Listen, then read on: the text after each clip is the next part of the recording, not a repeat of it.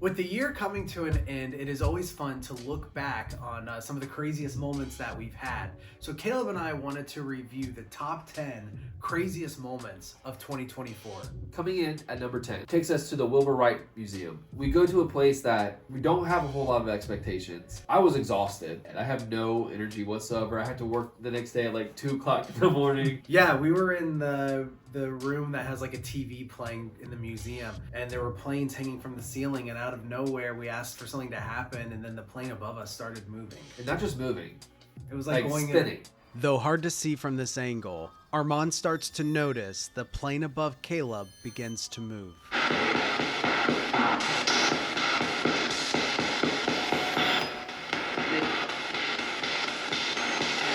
Did somebody touch this plane? Yes. And then what's even crazier is at the end of the night, we left the stationary camera rolling for like 2 hours. And the camera, once we reviewed it, showed the same thing. Yeah.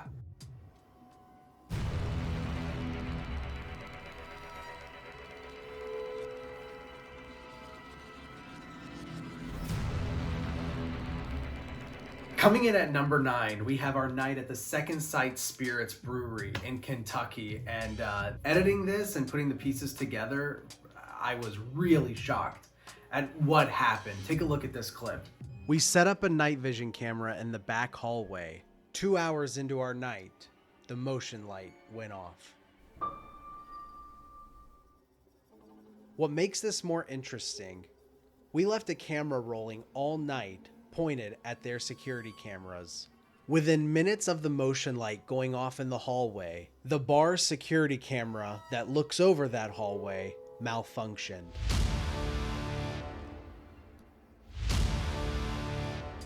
We asked the owner, he didn't understand. That's never happened before Yeah. on their systems. They've never had one camera go out. So the fact that happens the night that we're there, On that night. goes off, it's weird. Number 8 takes us to Lebanon, Ohio, at our one and only house call.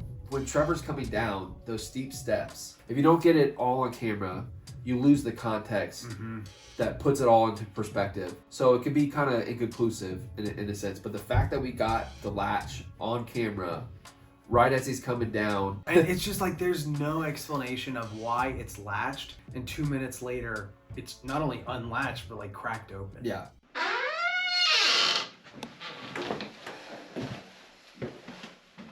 Did you guys close this door before? I heard it open. This one? Yeah. I didn't do anything to this. Did you close it behind me? Mm-hmm. It was open. It was like It was that. open when I came in. No, I closed it. Maybe I didn't like shut all the way, But the but thing I doesn't move. went like that. I had it shut. Dude, you know what it sounded like? It sounded like somebody was coming down the steps. So what it might have been was this door up here right in front of me. I also latched this. After reviewing the footage of Trevor coming down from the attic, he stands at the top of the steps yelling to Caleb, and then turns around and latches the lock. So what happens up there while the three of us are talking downstairs? Because when Trevor goes back up, the door is unlocked. I also latched this. Coming in at number 7, we have just kind of an overall blanket of double Estes methods for the year. And the 3 that stood out to us in particular was the house call that we just mentioned, the Oxford bar that we investigated, and one of our favorite locations, the Fowler Jail. These are some of the best pieces of evidence that we got all year.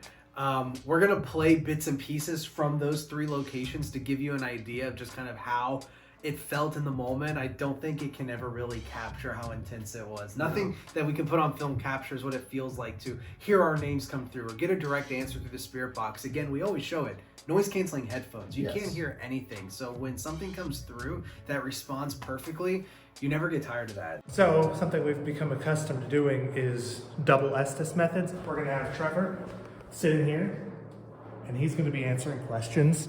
And at the same time, we'll have Caleb doing the same, and we're going to see if the answers correspond. They both have Bose noise canceling headphones on. We check the light on both. They cannot hear anything. Are you upstairs in the female ward? Hello. Hello, what's your name? Trevor. That's his name. Falls. Are you over here right now? It's Shoot him. Very angry. This is some pretty mean stuff. Killed Or him, stabbed, right. killed. Busy. Jordan. Are you talking to Trevor? His last name is Jordan. Hi, kids. Play games. Hi, kids. Are you trying to play games with us? Is that what you're doing right Heard of now? us? Come to me. Sabian. Yeah, I'm over here. My name is Sabian. False. Do you want me to go down one of these cells? Speak up. Armand. Hi. Dead. Got shot. I know from Jesus Christ. As soon as Armand mentioned getting Dwight, the owner of the property, to come watch this, the spirit box said Dwight. White. Dwight. Armand proceeded to get Dwight, who stayed for the remainder of the double Estes session. We brought Dwight in here. Is there something you want to tell him? Something only he would know? Do something now, I think. Dwight asks if we're talking to Ada Atkinson, the 15-year-old who was found dead, choked, and stabbed 28 times by prisoner Jacob Nelling. Are you Ada Atkinson? Me. Is he here? How did Ada die? So heavy. House. He's in her house. He's in her house. He's gonna On be. your back regardless. After hearing house, on her back, and is he coming, Dwight told us that Jacob Nelling stabbed Ada in her house in the back. Yes. I can't. Trevor, he can. Trevor. Felt a little touch on my hip. What's your name? Here, present. Who is here with us? It's been so long. One person. Are you still here? Home. Are you here with any of your family? Or are you I see her. Who died? Are you seeing this? Seeing what? Where do you want us to look? I'm far back. The men. Whoa. James, hey, is that you? Can you step away? They saw us. You're gonna freeze, Trevor. They saw us. Do you have a name?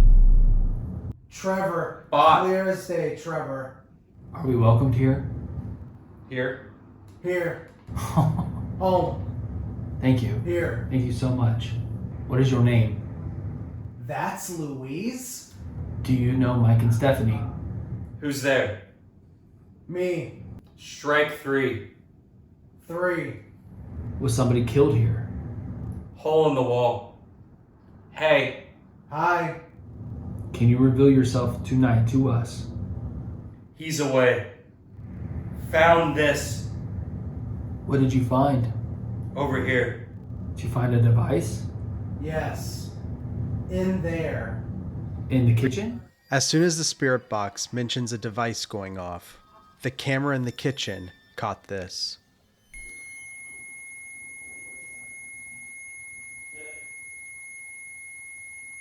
And shout out to Dwight at Fowler Theater for being a part of that, and also being a part of the whole accountability aspect. Yeah, having him check the headphones to make sure you can't hear anything. For accountability, we even had Dwight put on the headphones to guarantee that you could hear nothing during the double Estes session.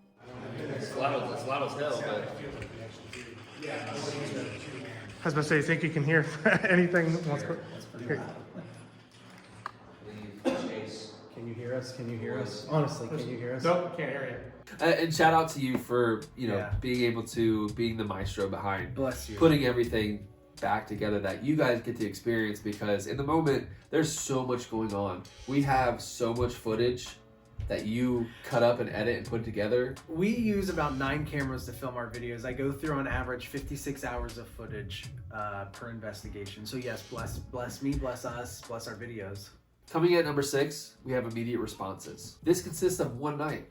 Yeah. 2 locations, one night. And the first scene that we're going to talk about is Rhodes Hotel. Good way And to something put it. that was happening throughout the year, the idea of an attachment of some sort. We kept getting the name Steve Every place. constantly at every place that we went. We were getting tired of it. Yeah, it was freaking us out. It was almost annoying us. That's Yeah. all we were getting. Yeah, and because we're like, we're going to all these different historical locations. We want to know what's going on there. We don't really Yeah. want to interact with something that's following us. You were laying in bed at the Rhodes Hotel. We all kind of decided to split up, and Trevor came to my mind, and I was just like, listen, I gotta find this out.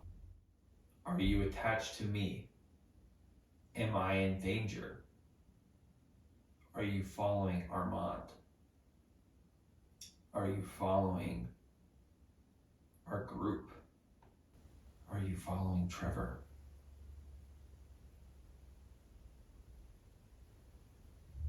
Are you protecting him?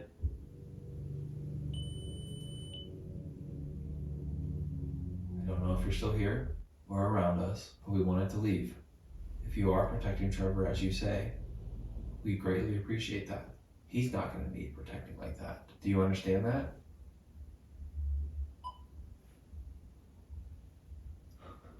I reiterate this. You cannot leave with us or be here around us. We're done.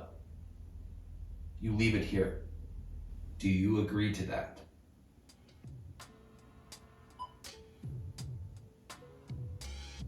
And the other immediate response that kind of blew my mind this past year was the same night at Asher Walton House. It's the end of the night. We're in the kitchen on the counter and we're asking it to turn off one of the devices on the counter. If you want us to leave, all you have to do in the next, I'll give you 30 seconds, is make this device in front of us go off. You just have to get close to it.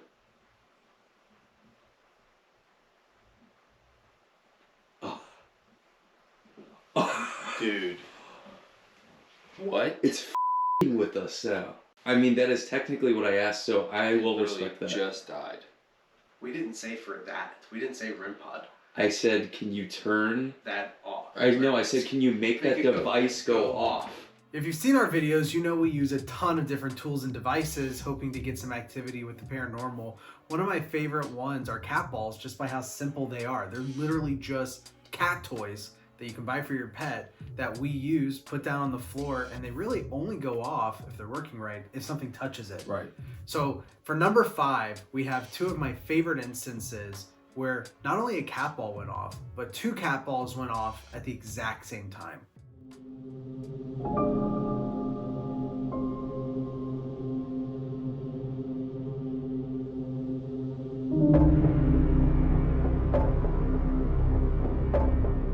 We caught 2 cat balls going off at the exact same time.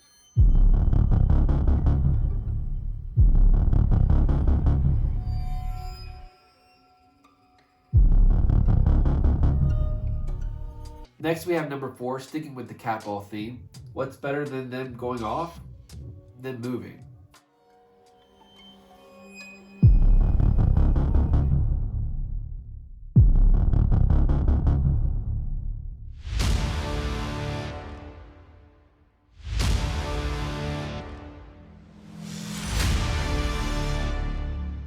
The camera we left in the lobby for the entire night caught one of the cat balls moving.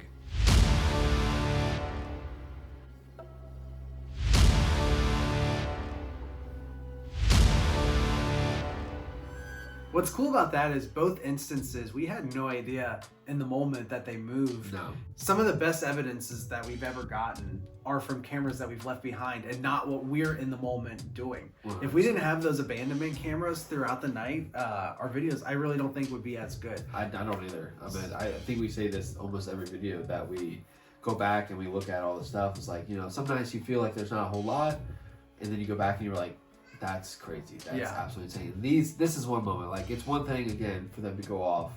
It's another thing when you see it actually start to move. And what's better than something moving? Something falling on its own. And these are 2 instances from the last year that really blew our minds with no explanation of why these things are moving. We did Abner Gaines only a few short months ago. Me, you, and Trevor were really surprised at the end of the night. We went up to the attic, and out of nowhere, the night vision camera that we had just left on a chair, we had gone past it, we're in the room, and we barely catch it. You'll see with our camera. It just falls off the chair. Falls. So it was just sitting on a folding chair like this. You can see that we have a night vision camera securely propped up on a chair. You can even see all of us walking into the attic past the camera. But with our backs turned to the camera, we catch what sounds like something pushing it off the chair. Yeah, 56. 56, my man. I didn't touch this chair. Yeah. What? 56.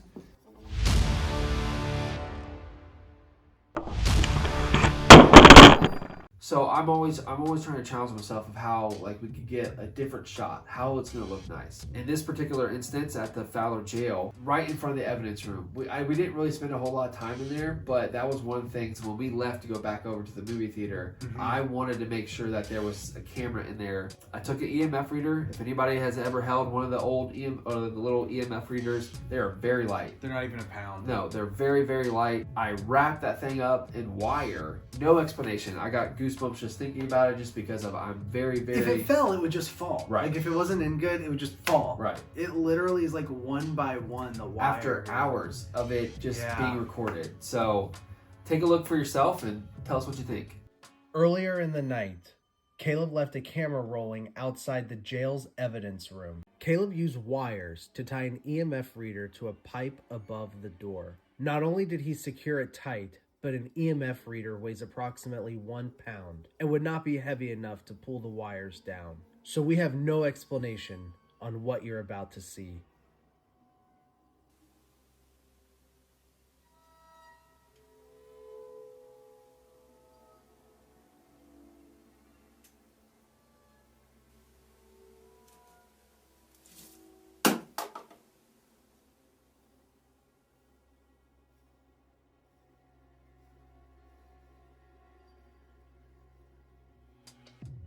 We talked about getting immediate responses from a lot of the devices we use, like the Flux, but my all-time favorite device is the REM pod. I change the batteries of those every single time that we do an investigation, just like hoping that it has the strength to go off.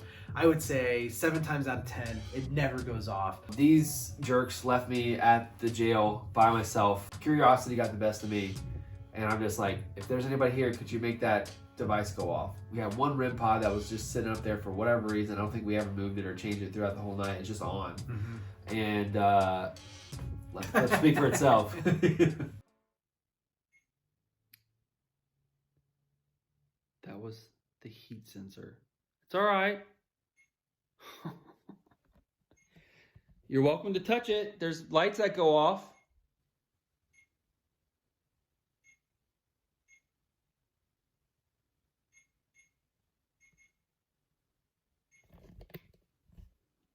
Can you do that again?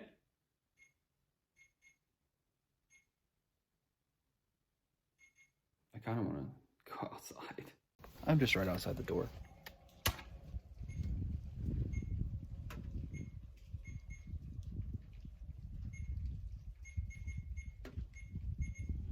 And then at the time of recording this, the most recent investigation we had was the Milford Historical Society. We did it. Yep. It was one of the biggest surprises of the year because we didn't expect anything. No one had been there really to hunt before. We were invited by the owner, super nice. We ended up leaving the REM pod on the floor of the hallway. And I would say in 3 years of ghost hunting, to me, this was the craziest responses that we've ever gotten. Not just how immediate it was, but how specific it was to what we were asking. I told you, I walked away that night feeling like genuinely, I was texting you for 3 days. It just stuck with me so much in the moment. It really felt like one of the few times somebody was in that hallway talking to us, and I'll never be able to explain what that felt like. I just heard the REM pod. Whoa. No. I just heard the REM pod. Thank you. Could you do that again? Thank you. Can you step away from that? Thank you so much. Can you do that again if you like that we're here tonight?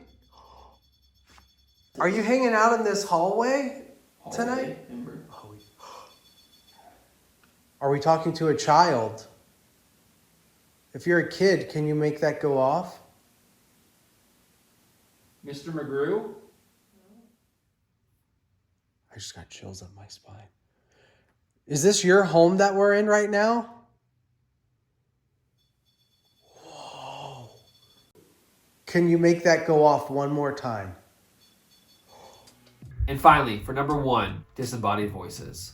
How do you even go about explaining a disembodied voice? I mean, we're in the moment filming for hours at night, and then just all of a sudden you hear something or someone that's not there with you. I just, like, watching it cannot explain what it feels like to hear it. Every single time, it's like a complete reassurance in the paranormal. That is the reassurance. Because there's times where you go to these investigations and nothing happens, and it's disheartening. But this one for sure, you'll see in some of these clips, you'll hear tapping. You hear, like, it's almost like whatever's there is curious of what this thing is, because they're not aware of it, so they're just testing it out. And that's how it always sticks with me. That's always gets me excited, and also scares the living crap out of me.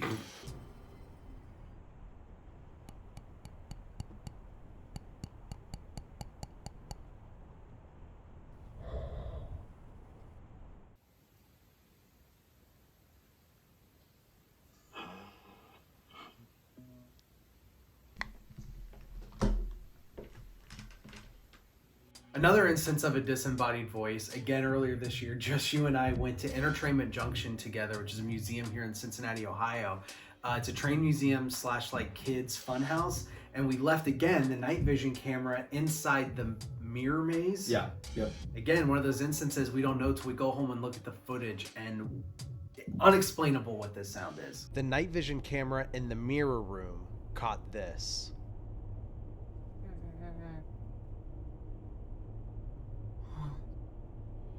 The third disembodied voice clip that we want to show includes me at the Asher Walton house. We were all three taking turns going in the closet that the owner told us had a lot of activity. And it's hard to hear. I recommend listening to it with headphones if possible, but it was really visible to us in the moment. The second I sat in the chair, it sounded like a woman moaning in the closet with me. While Armand goes into the closet to set up, Trevor and Armand audibly hear what sounds like a moan. Kid, do you want to make sure? What was that? Kid, do you want to make sure? Kid, do you want to make sure? Kid, do you want to make sure? Kid, do you want to make sure? What was that? Was that like a moan?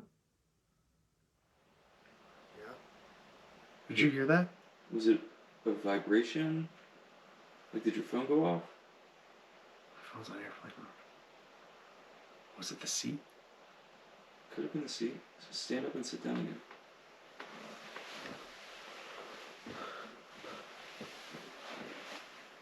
Next slide.